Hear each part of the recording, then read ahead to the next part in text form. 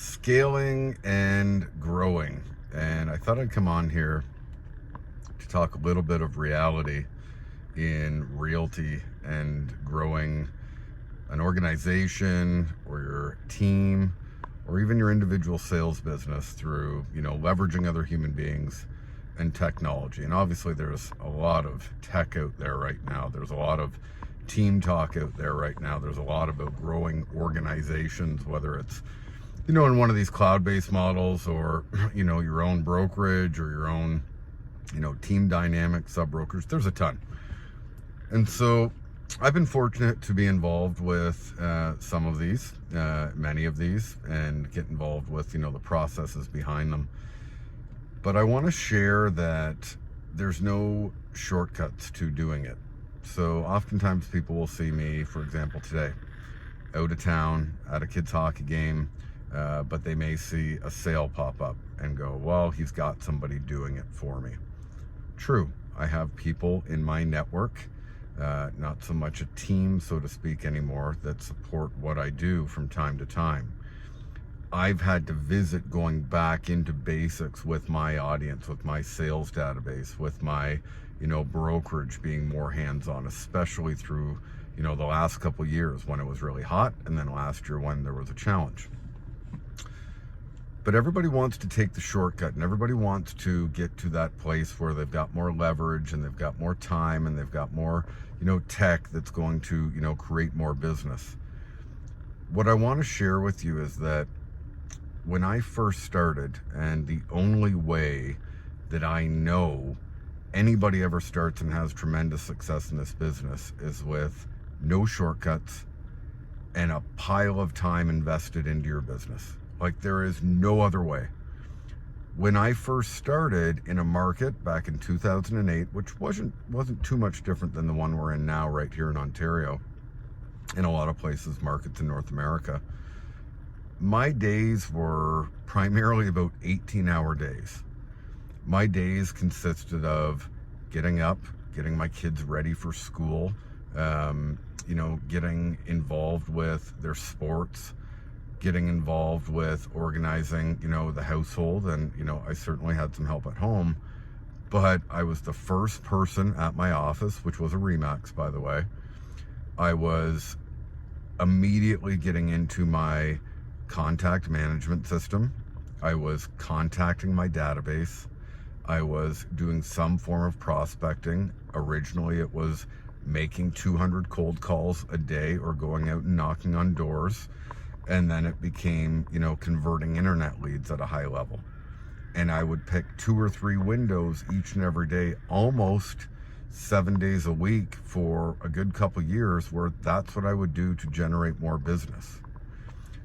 On the weekends, I would do 4 open houses, 11 to 1 and 2 to 4. Sometimes I would do an evening open house. And in between, I was going out to network with people of influence, with friends and family that didn't know whether I was, in the business, serious about the business, what I was up to. I was getting out of my comfort zone. I was going and learning anything I could from people that had walked the path that I wanted to walk. And it consumed probably the first 3 to 5 years of my career entirely. It was no different when I opened my brokerage or even when I started a team. There was no shortcut. There were no secrets. It was just a ton of hard work. And it was a lot of mistakes along the way, and that's called being a human being. And that's called learning and, evolving from those, and I still make them. But if you're thinking that, the path in real estate right now, whether you've been around a long time or you have been, somebody that is new, and you're observing everybody online that, number one, very few produce at a high level. Sorry to say it, but that's the truth. Even in my market, we have people that are so-called coaches that I'm going to say sell 5 or less homes a year, and they have for 15 years. We have people in the industry that are training on, all sorts of productivity in real estate, but they've never sold a house. And it's not that they can't provide value, but if you're really looking to, learn from somebody that has done it, then there's some other options that I would pay attention to. But I digress. Even observing, all of the different agents on Facebook, on Instagram, on TikTok, whatever it is, you've got to be discerning, and you've got to recognize that hard work and the dedication and the commitment to taking massive amounts of action is really the only thing that's going to deliver massive results. You can get into technology. In fact, a great colleague of mine had built a software that I got into when I first started, which converted leads right off of Realtor.ca. Posting ads on Kijiji and Craigslist and doing it manually. Like, these are all the things that, a lot of us, maybe old schools or OGs, did. But when we did it, it was because it was getting a result.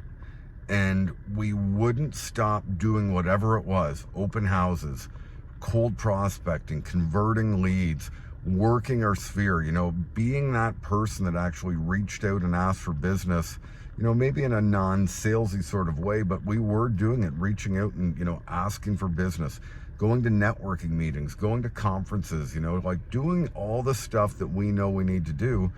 We would do it until we didn't, we would do it until we had a client, or multiple clients.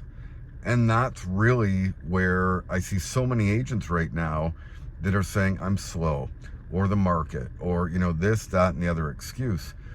Open up your calendar, show me what it is that you're doing on a day-to-day basis, 5 days a week, or if you don't have clients, 7 days a week until you get a client. Because I guarantee, if you put in a fraction of the effort that I just shared with you, in even one of those old school ways of getting business, versus the stuff that is not something that you can track and measure, if you do that, I 100% guarantee you're going to get busier. But there's no shortcuts. So game on, get at it. It's go time.